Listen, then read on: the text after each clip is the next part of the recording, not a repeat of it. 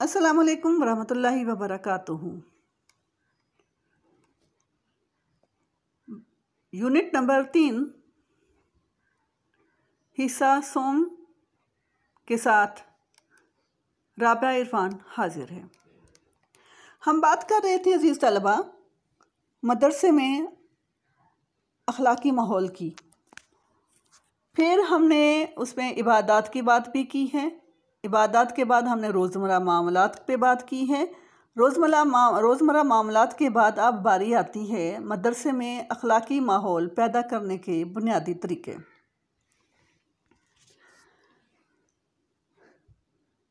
Viewers, मदरसे में अखलाकी माहौल पैदा करना मुंतज़मीन और असातिज़ा की अव्वलीन ज़िम्मेदारी है,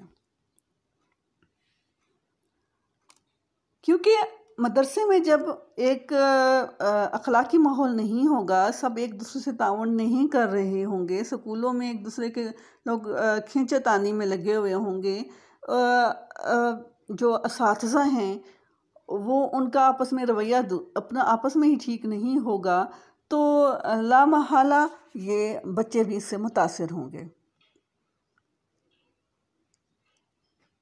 लिहाजा मदारिस में अखलाकी माहौल पैदा करने के लिए बहुत टेक्निकल तरीके से चलना पड़ता है, यानी सज़ा और जज़ा के अवामिल को बरूए कार लाना और मुअल्लिम का ज़ाती किरदार बतौर नमूना, बतौर रोल मॉडल।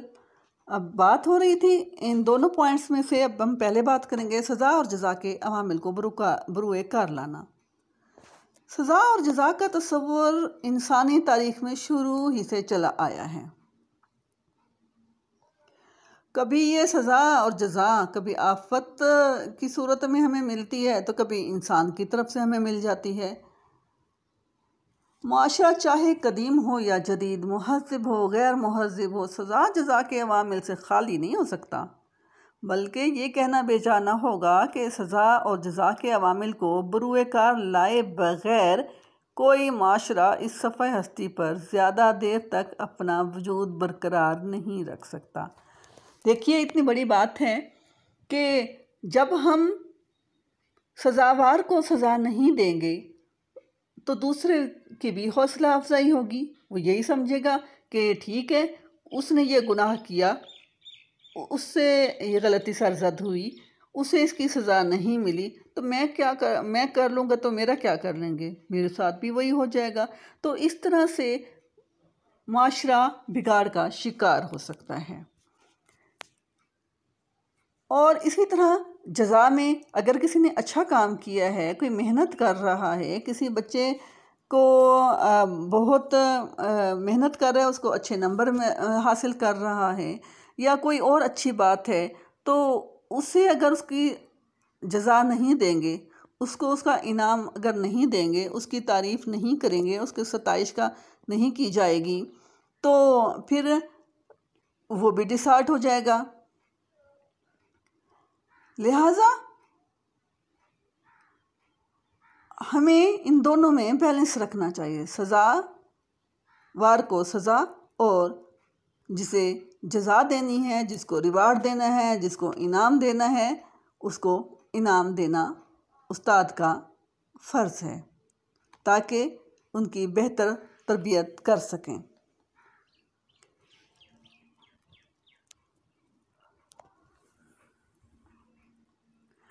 अगर ये मुअल्लिमीन के लिए है, अगर हो सके तो मदरसे को रफ़ाए आमा के काम में बढ़ चढ़ कर हिस्सा लेने वाले तलबा को ट्रॉफ़ी, शील्ड और सर्टिफिकेट भी देने चाहिए। वक्त की पाबंदी का सर्टिफिकेट तालिब इल्म की आइंदा ज़िंदगी में अहम किरदार अदा कर सकता है। हमारा अगला पॉइंट है कि मुअल्लिम का ज़ाती किरदार।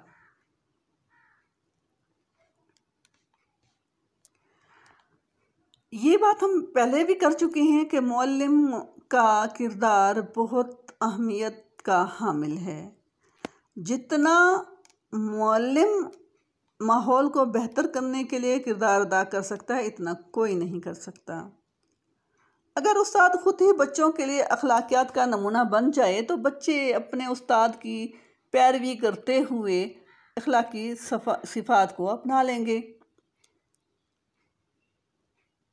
इस्लाम की तबलीग और सहाबा की तरबियत में हज़रत सल्लल्लाहु अलैहि वसल्लम के ज़ाती किरदार ने बुनियादी किरदार अदा किया। कुरान मजीद में इरशाद हुआ है, वालकुम फ़ी रसूलुल्लाहि उसवतुन हसना, बेशक तुम्हारे लिए रसूलुल्लाह की ज़िंदगी बेहतरीन नमूना है।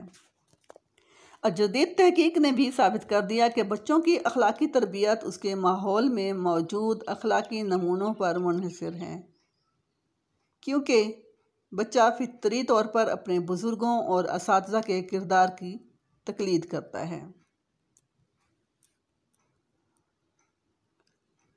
अब उस्ताद का फ़र्ज़ सिर्फ मदरसे तक नहीं रह जाता, बल्कि मदरसे के बाहर भी होता है। अपने महल्ले, घर में, हर जगह इस्लामी अक़दार का उसे नमूना होना चाहिए, ताकि बच्चा जहाँ पर भी उन्हें देखे वो उनको बेहतरीन अंदाज से पाए और फिर उनकी कदमों पर उनके किरदार को अपनाने की कोशिश करें, क्योंकि तालिब इल्म उस्ताद की हर हरकत को नोट करते हैं और यही वजह है कि उसका बराह रास्त असर उनकी शख्सियत पर पड़ता है।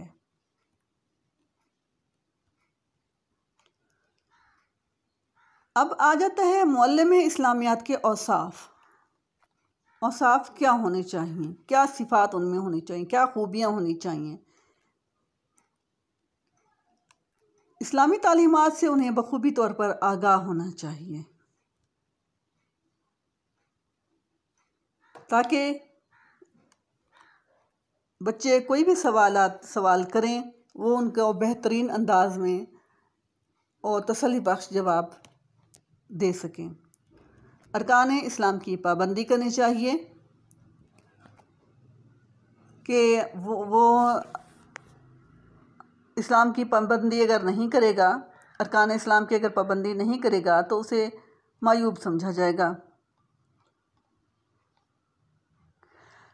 अगर कोई दूसरे मज़मून का उस्ताद अरकान इस्लाम की पाबंदी नहीं करता तो उसे मायूब नहीं समझा जाता, जितना कि मुअल्लिम में इस्लामियात को उनकी पाबंदी ना करने पर समझा जाता है।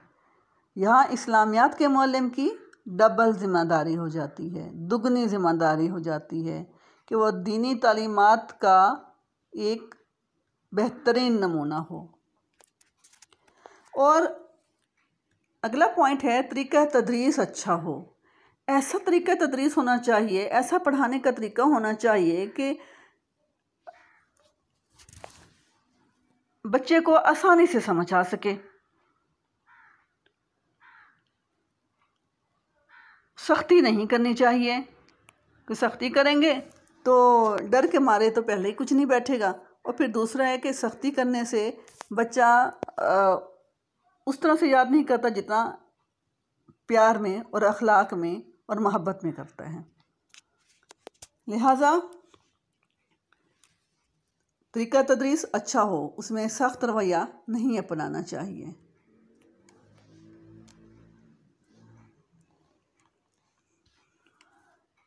अगर उनके सामने कोई उनका कोई बुरा कर गया है तो उस्ताद को चाहिए कि वो बच्चों के सामने किसी को बुरा भला ना कहे, या बच्चे ने कोई गलती की है उसे भी बुरा भला ना कहे, बल्कि नरम से प्यार से समझाए और उन्हें बुराई के नुकसानात बताए, बुराई से बाज रहने की तलकीन करे, बुराई से नफ़रत करे, बुरे लोगों से नहीं बल्कि बुरे लोगों को भी तबलीग इस अंदाज से करे कि वो ख़ुद बुराई से नफ़रत करके उसे छोड़ दें।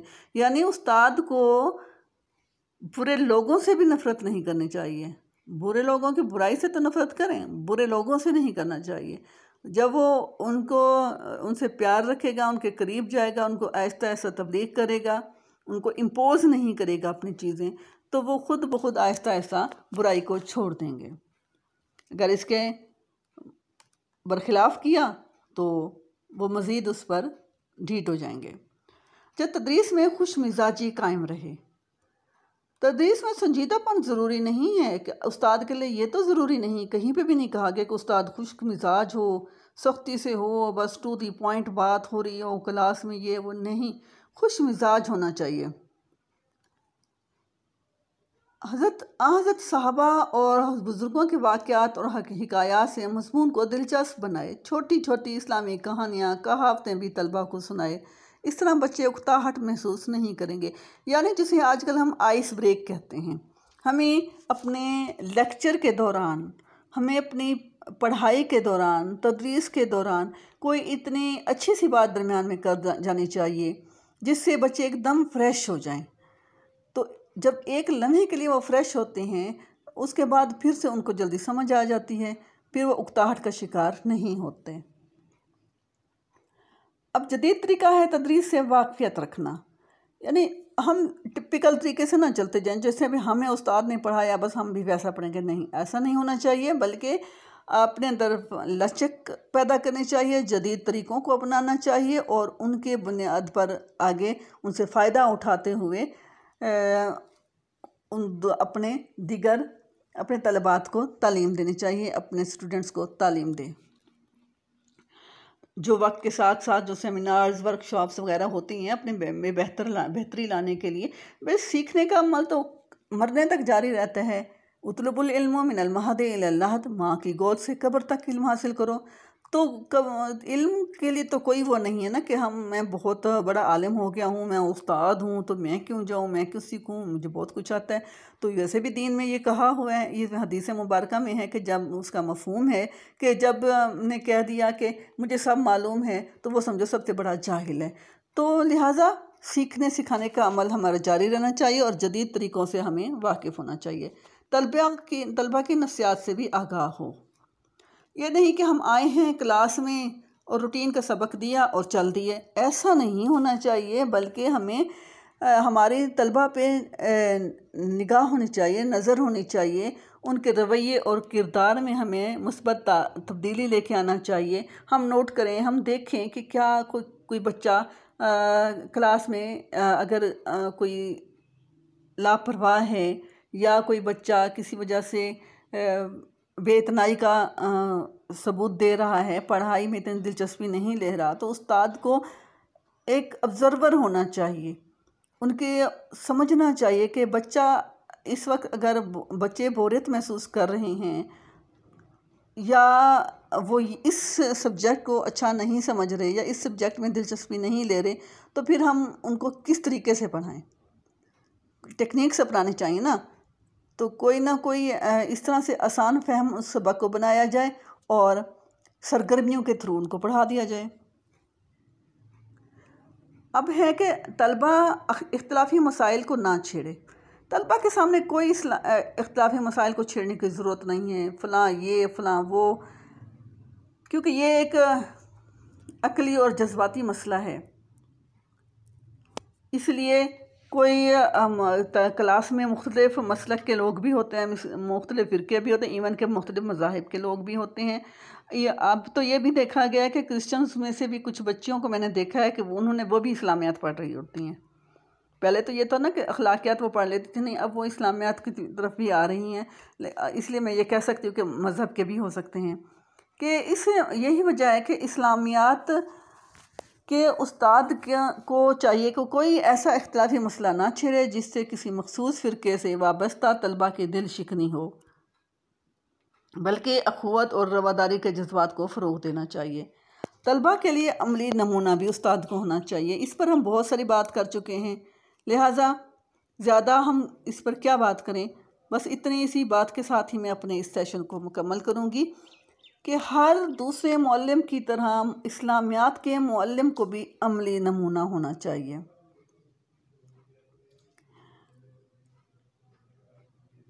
बस अमली ज़िंदगी में अगर मुअल्लिम ख़ुद नमाज नहीं पढ़े, बद अखलाक होगा, चिड़चिड़ा होगा, झूठ बोलता होगा, क्लास में नमाज, अखलाक और सच की तालीम देना हो, तो बच्चों पर इसकी तालीमात हरगिज़ असर नहीं होती।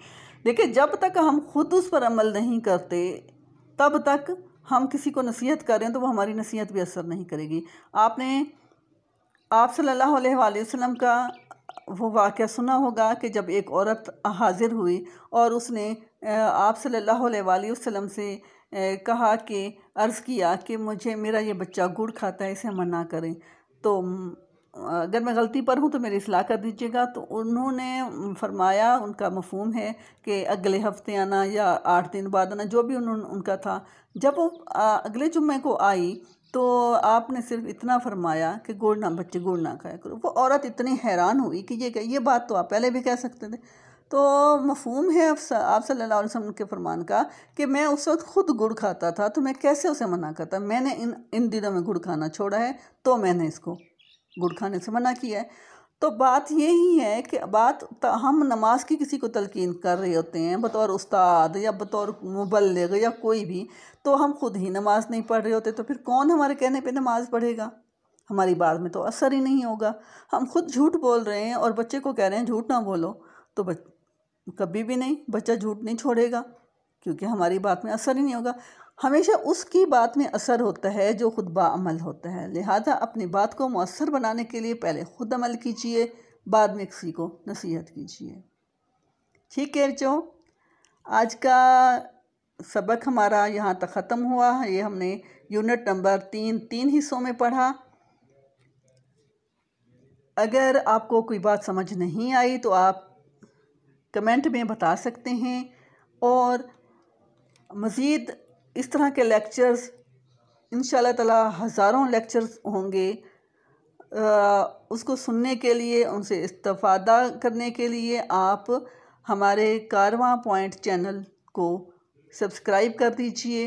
बेल आइकन प्रेस करेंगे तो आपको बर वक्त नोटिफिकेशन भी मिल जाएगा, और इंशाअल्लाह ताला उम्मीद है कि आप हमारे साथ जुड़े रहेंगे और हमारी इस्लाह भी करते रहेंगे। कमेंट का मतलब हरगिज़ ये नहीं होता कि आप सिर्फ हमारी तारीफ़ करें। अगर आपको कहीं पे लगता है कि यहाँ इस्लाह की ज़रूरत है तो आप उसको मेंशन कर सकते हैं कमेंट बॉक्स में। ठीक है, इसके साथ ही राबिया इरफान को इजाज़त दीजिए। अल्लाह हाफिज़। पाकिस्तान जिंदाबाद।